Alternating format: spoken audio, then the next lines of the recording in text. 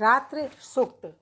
दुर्गा सप्तशती के 13 अध्यायों के पाठ के प्रारंभ में रात्रि सूक्त तथा अंत में देवी सूक्त का पाठ अवश्य करें। इससे पाठ संपुटित होकर ज़्यादा प्रभावशाली हो जाता है। रात्रि देवी महत्वादिरूप अपनी इंद्रियों से सभी स्थानों और सभी कालों में समस्त पदार्थों को प्रकाशित करती है। वह अपने उत्पन्न किए हुए जगत के जीवों के शुभारंभ कर्मों को विशेष रूप से देखती है और उन कर्मों के अनुरूप फल की व्यवस्था करने के लिए समस्त विभूतियों को धारण करती है।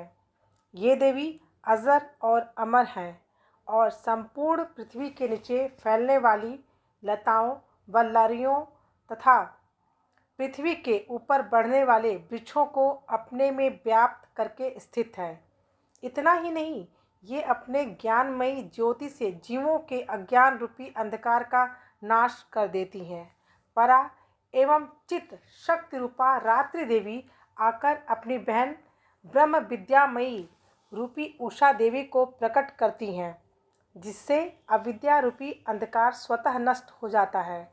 जिन रात्रि देवी के आने पर हम लोग अपने घरों में सुख से सोते हैं, ठीक वैसे ही जैसे रात्रि के समय पक्षी वृक्षों पर बनाए हुए अपने घोंसलों में सुखपूर्वक शयन करते हैं, वह रात्रि देवी मुझ पर प्रसन्न हो। उस करुणामयी रात्रि देवी के अंक में संपूर्ण ग्रामवासी मनुष्य, पैरों से चलने वाले गाय घोड़े आदि पशु, पंखों से उड़ने वाले पक्षी एवं पतंग आदि किसी प्रयोजन से यात्रा करने वाले पथिक और बाज आदि भी सुखपूर्वक सोते हैं। हे रात्रिमयी चित्त शक्ति, तुम कृपा करके वासनामयी वृक्की तथा पापमय वृक्क को हमसे अलग करो। काम आदि तस्कर समुदाय को भी दूर हटाओ। तदंतर हमारे लिए सुखपूर्वक तरने योग्य हो जाओ। मोक्षदायिनी एवं कल्याणकारिणी बन जाओ। हे उषा, हे रात्रि की अधिष्ठात्री देवी, सब ओर फैला हुआ यह अज्ञानमय काला अंधकार मेरे निकट आ पहुँचा है। तुम इसे वैसे ही दूर करो जैसे धन देकर अपने भक्तों के ऋण को दूर करती हो। हे रात्रि देवी, तुम दूध देने वाली गौ के समान अपने भक्तों के मनोरथों को पूरा करने वाली हो।